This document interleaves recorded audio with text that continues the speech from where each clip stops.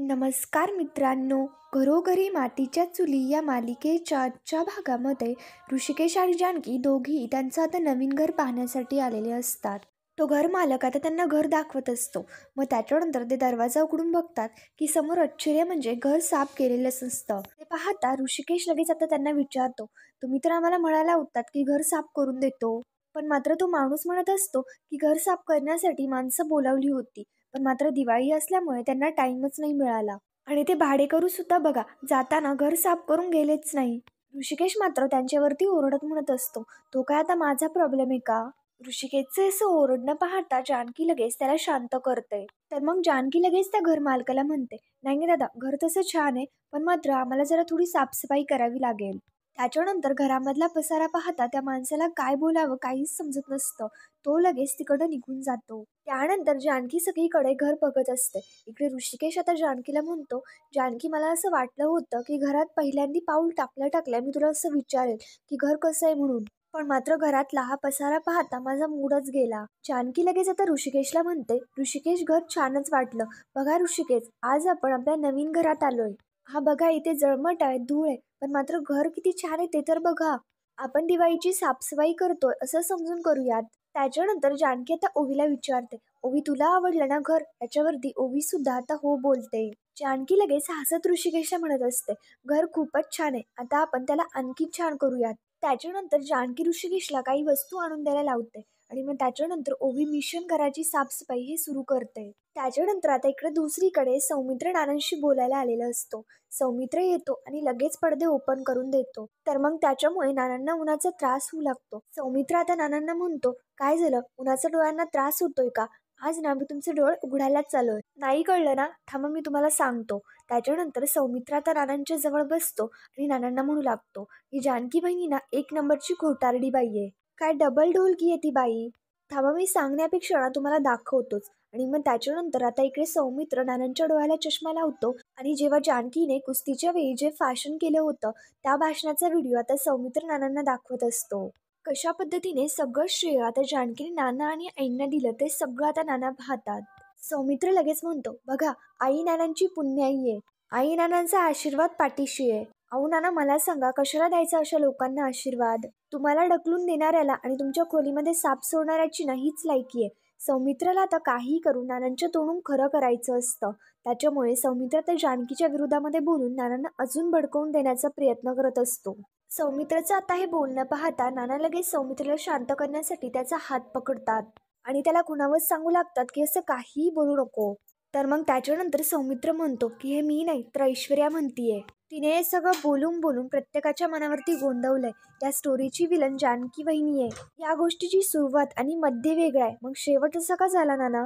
नाना, मला हे बघायचं होतं की जानकी बद्दल तुमच्या मनामध्ये काय आहे? राग आहे की गिल्ट आहे? नाना आता खूप रडत असतात. तर मग सौमित्र म्हणतो, आज तुम्ही बोलू नाही शकलात तरी सुद्धा काय झालं, तुमच्या डोळ्यातले अश्रू मला सगळं काही सांगतायत. नाना, तुमची साक्ष फिरवली गेलीये ना, पुरावे बदलले गेलेत हो ना? तर मग नाना लगेच सौमित्रला आता मान हलवत हो बोलतात. सौमित्र म्हणू लागतो की तुम्ही नाईलाजाने असं वागलात ना? याच्यावरती सुद्धा नाना हो म्हणतात.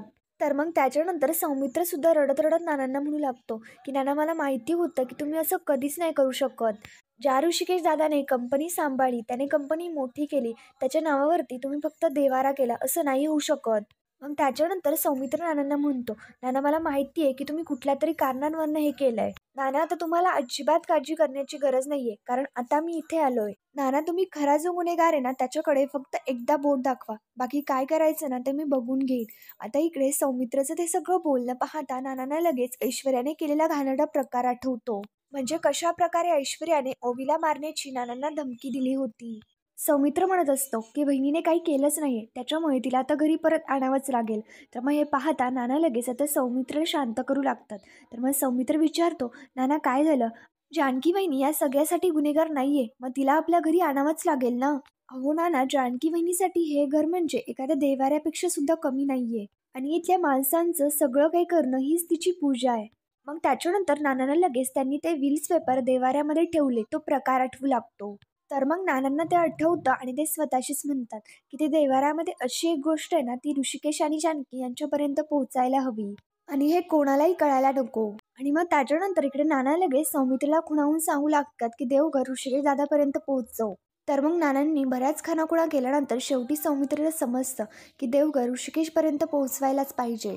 इकडे सौमित्र तर नानांना म्हणतो, नाना बाकी काही का असेना, पण मात्र एक गोष्ट मला नक्की कळली आहे की आपण एका टीममध्ये आणि मी ऋषिकेश दादाकडे नक्कीच देवघर पोहोचवेल.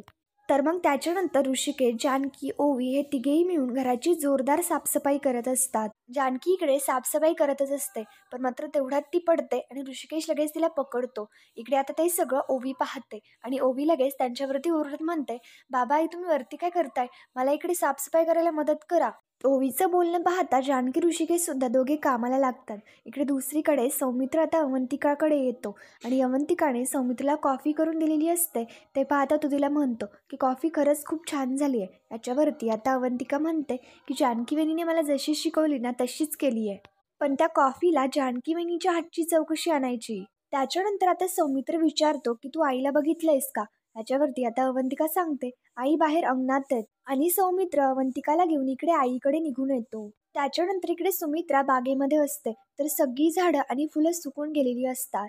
तिथे आता गुलाबदादा सुद्धा असतात. तर सुमित्रा गुलाबदादाला म्हणते, अरे गुलाब बागेची अवस्था बघ काय झाली आहे, आता ऊन जास्त आहे ना, त्याच्यामुळे जरा पाणी सुद्धा जास्त घालत जा, नाहीतर दिवसात ना दोनदा थोडं थोडं घाल. तर मग सौमित्र आता इथे येतो आणि लगेच सुमित्राला विचारतो, काय झालं आई, काही प्रॉब्लेम आहे का. तर मग लगेच सुमित्रा सांगते की अरे बघ तुळस सगळी सुकून गेली आहे. सौमित्र म्हणतो की कीड लागली असेल. याच्यावरती सुमित्रा म्हणते, अरे कीडबीड नाही, पण मात्र ती डायरेक्ट सुकूनच गेली आहे. सुमित्राचं बोलणं पाहता सौमित्र म्हणतो, खरं आहे तुझं, कीड तर ना बाकीच्यांना लागली आहे, म्हणजे मला असं म्हणायचंय की बाकीच्या झाडांना लागली आहे. मग त्याच्यानंतर अवंतिका आता गुलाबदादाला एक आयडिया देते की तुम्ही कसलं तरी कापड घ्या, ते ओलं करा आणि तुळशीच्या मुळाशी ठेवा, म्हणजे गारव्याने तुळस लवकर हिरवी होईल आणि त्याच्यावरती दिवसातून अधनमधन पाणी शिंपडत राहायचं, मग तिथे ओलावा राहील. अवंतिकाचे बोलणं पाहता सौमित्र लगेच म्हणतो, खरं आहे अवंतिका तुझं, घरातला ना ओलावाच गेलाय आणि म्हणूनच तर तुळस मान टाकून उभी आहे. तुला माहिती का हा ओलावा कसा परत येईल. आजवरती जे ह्या तुळशीला पाणी घालत होती ना तिला घरी परत आणा, ते सुद्धा मानानं. तिच्याकडनं तुळशीला पाणी घालून घ्या, तरच फुलेल तुमची तुळस. तर मग आता सौमित्रचं बोलणं पाहता सुमित्रा फक्त बोलणं ऐकत शांत राहते. त्याच्यानंतर सौमित्र म्हणत असतो, आई अगं बघ त्या मुक्या झाडाला सुद्धा कळतंय की काय चूक आहे आणि काय बरोबर आहे, पण बाकी कोणालाच कळत नाहीये याचं वाईट वाटतंय. सौमित्रीच्या बोलण्याने सुमित्रा दुखावते, तिकडनं निघून जाऊ लागते. तर मग सौमित्र तिला थांबवतो आणि विचारतो, काय झालं आई, रागवली का. याच्यावरती आता सुमित्र म्हणते, नाही रे, कधी कधी असं वाटतं की मी झाड असते ना तरच बरं झालं असतं, म्हणजे निर्णयाची जबाबदारी तरी घ्यावी लागली नसती. त्याच्यानंतर सौमित्र आता सुमित्राला म्हणतो की आई मला तुझ्याशी काहीतरी बोलायचंय. अवंतिका लगेच तुळशीपाशी ठेवण्यासाठी गुलाबदादाला घेऊन ओला कापड घेण्यासाठी निघून जाते. सौमित्र लगेच सुमित्राशी बोलू लागतो, आई तुझ्या लाडक्या ऐश्वर्याने जानकी वहिनीच्या अंगावरचे दागिने सुद्धा काढून घेतले. नाही म्हणजे बरोबर आहे, तसं व्हीलमध्येच लिहिलं होतं की सगळं सोनं नाणं सारंगच्या नावावरती जाणार, फार्म हाऊस शरूच्या नावावर, शेती माझ्या नावावर. पण एक गोष्ट आहे की जी जादा वहिनीच्या नावावरती होती ती अजून घरातच आहे. सुमित्रा विचारते कोणती, तर सौमित्र सांगतो की घरातला देवारा. नानांनी ती गोष्ट दादा आणि वहिनीच्या नावावरती केली होती, मग ती गोष्ट त्यांना मिळायलाच हवी. काय माहिती देवाऱ्याच्या रूपाने आपल्या कुलदैवतेचा आशीर्वादच त्यांच्यापर्यंत पोहोचेल. इकडे देवारा द्यायचा म्हटल्यानंतर सुमित्राला तर भयंकर टेन्शन आलेलं असतं. तर ते पाहता सुमित्रा तर खूपच घाबरलेली असते. इकडे दुसरीकडे जानकी, ऋषिकेश, ओवी हे तिघेही मिळून घराची एकदम छान साफसफाई करत असतात. ऋषिकेश आता त्यांचे सगळे कपडे इकडे कपाटामध्ये व्यवस्थित ठेवून देतो. जानकी सुद्धा किचनमधले भांडे व्यवस्थित करते. इकडे ओवी कलरला घेऊन काहीतरी करत असते. इकडे ऋषिकेश जानकी दोघी आवरत असताना तेवढ्यात त्यांचं लक्ष इकडे ओवीकडे जातं.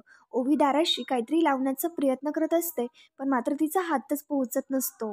ऋषिकेश जानकी बाहेर येऊन पाहतात तर ओवीने रणदिवे परिवार अशी पाटी बनवलेली असते. तर ऋषिकेश ओवीला उचलून घेतो आणि ओवी ती पाटी तिथे भिंतीवरती लावते आणि ती तिघेही आता खूप खुश असतात. त्यानंतर आता इकडे सौमित्र देवारा देण्यासाठी सगळं व्यवस्थित करत असतो. तर मग तेवढ्यात लगेच तिथे सुमित्रा येते आणि सौमित्रला म्हणते, सौमित्र थांब. याच्यावरती सौमित्र लगेच विचारतो, आई आता काय झालं, देवारा द्यायचं ठरलं होतं ना, आता नवीन फाटे नको फोडूस. सुमित्रा म्हणू लागते, त्याच्यामुळे फक्त देवारा द्या असं सांगितलंय, घरातनं फक्त देवारा बाहेर जाईल, घरातले देव नाही. सौमित्र म्हणतो, आई म्हणजे नुसता देवारा द्यायचा? याच्यावरती सुमित्रा म्हणते, हो मग काय तू देव घेऊन जाणार आहेस का बाहेर? सुमित्रा म्हणू लागते की बिलमध्ये एखादा शर्ट द्या असं लिहिलं असेल तर मग माणसासकट शर्ट देणार का? सौमित्र, मी सुद्धा एका वकिलाची आई आहे आणि युक्तिवाद मला सुद्धा करता येतो. बिलमध्ये काय लिहिलंय? ऋषिकेशला देवारा द्या, फक्त देवाराच द्यायचा. आणि देव ही काय ऋषिकेशची खाजगी मालमत्ता नाहीये, म्हणजे आपल्यापैकी कोणाचीच नाहीये. अरे इथे प्रभू श्रीरामांचा परिवार आहे, देवीचा पिढेच्या टाक आहे. आणि बघ, आणखी माझ्या माहेरचा बाळकृष्ण आहे, रणदिव्यांची जागृत अन्नपूर्णा आहे. आणि मग हे देव घराबाहेर जाणार नाही, मी जिवंत असताना सुद्धा आणि मेल्यावर सुद्धा. आणि मग त्याच्यानंतर सुमित्राचं बोलणं पाहता सौमित्र म्हणतो, आई लगेच मरण्याच्या गोष्टी करण्याची गरज आहे का? हे देव तर आहेतच, पण मात्र देवत्व हे मनात असतं आणि तुझ्यातलं ते निघून गेलं हे स्पष्ट दिसतंय. आणि तुझे देव कुठेही जात नाहीये. सौमित्र तिथे देवासमोर खाली बसतो आणि हात जोडत त्यांना विनंती करत म्हणतो, तेव्हा जर तुम्ही लवकर आनंतर टाळला नाही ना, तर जानकी बहिणीच्या हातून पूजा करण्यासाठी तुम्हाला सुद्धा वाट बघावी लागेल. आता तुम्ही तोपर्यंत इथे पाटावरतीच बसा. सौमित्र एक पाट घेतो आणि त्याच्यावरती एक एक करत सगळे देव मांडू लागतो. हे सगळं पाहता सुमित्राला तर आता खूपच त्रास होऊ लागतो. सौमित्र एक एक करत सगळे देव मांडत असतो. त्यातले ते विल्सचे पेपर सुद्धा तिथेच देवाऱ्यामध्ये बाजूला असतात. त्यानंतर आता इकडे दुसरीकडे आजी इकडे ऐश्वर्याकडे येते आणि ऐश्वर्या मस्त कानामध्ये हेडफोन्स घालून गाणे ऐकत असते. इकडे आजी ऐश्वर्याशी बोलत असते, पण मात्र आजी काय बोलतेय त्याचा आवाज ऐश्वर्याला ऐकूच येत नाही. आजी आता ऐश्वर्याच्या कानामधले हेडफोन्स खाली काढते आणि म्हणू लागते, तू इथे मस्त गाणे ऐकत बसलीयस आणि तो सौमित्र ऋषिकेश जानकीच्या तालावरती नाचतोय. तर मग ऐश्वर्या म्हणू लागते, आजी काय झालं, का सकाळी सकाळी कटकट करताय? आजी म्हणू लागते की गुंडे तुझी भाषा सुधार, तुझ्या या बोलण्यामुळे सुमित्रा नाराज झाली. अशा जर चुका करत राहिलीस ना तर सुमित्रा तुझ्या हातातून अशी अलगत निसटून जाईल आणि जानकीच्या हातामध्ये एक एक करत सगळ्या गोष्टी येतील, लक्षात ठेव. इकडे आता ऐश्वर्या म्हणू लागते की काय मिळवली ती जानकी? तिच्या नवऱ्याने ना फक्त 1 लाख रुपये गमावलेत. त्याने काय एवढा मोठा तीर नाही मारला. ते गरिबीत जगतायत आणि गरिबीतीच मरणार आणि त्यांच्याकडचे ते 1 लाख रुपये आहेत ना ते असे संपतील. एकदा का पैसे संपले ना मग ते देवदेवच करत बसणार आहे. मग आजी म्हणते की ते तर ते करणारच आहे. सौमित्रने आता गोड गोड बोलून देवारा नेला ना. ऐश्वर्या लगेच म्हणू लागते, घेऊन जाऊ दे देवारा. आणि तसं सुद्धा नानांनी त्यांच्या वाटेला फक्त देवाराच लिहून ठेवला होता. आजी म्हणू लागते, बरोबर आहे तुझं, पण मात्र तू जर अशी बेसावध राहिली ना तर सौमित्र हळूहळू एक एक करत सगळ्या गोष्टी जानकीच्या हातामध्ये देईल.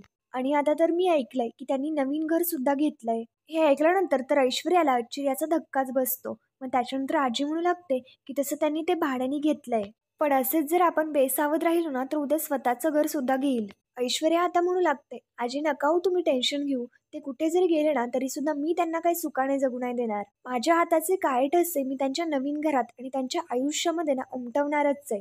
त्याच्यानंतर ऋषिकेश जानकीने सगळं घर एकदम स्वच्छ साफ केलेलं असतं. तर मग आता इकडे ऋषिकेश जानकीला विचारतो, बायको कसं वाटतंय घर? याच्यावरती जानकी म्हणते की आपलं वाटतंय. पण ऋषिकेश इथे एका गोष्टीची कमतरता जाणवतीये. ऋषिकेश विचारतो काय झालं? याच्यावरती जानकी म्हणते की देव्हारा कमी वाटतोय. तेवढ्यात लगेच दारातनं सौमित्रेचा आवाज येतो आणि सौमित्र देवारा घेऊन आलेला असतो. सौमित्र म्हणतो की देवारा इथे. तर मग ऋषिकेश जानकी दोघेही सौमित्रकडे पाहतात. इकडे आता ते पाहता जानकी खूप खुश होते आणि ऋषिकेशला म्हणते, ऋषिकेश बघा आपल्या घरचा देवारा आलाय. पण मात्र ऋषिकेश जानकीकडे खूपच रागारागाने बघतो.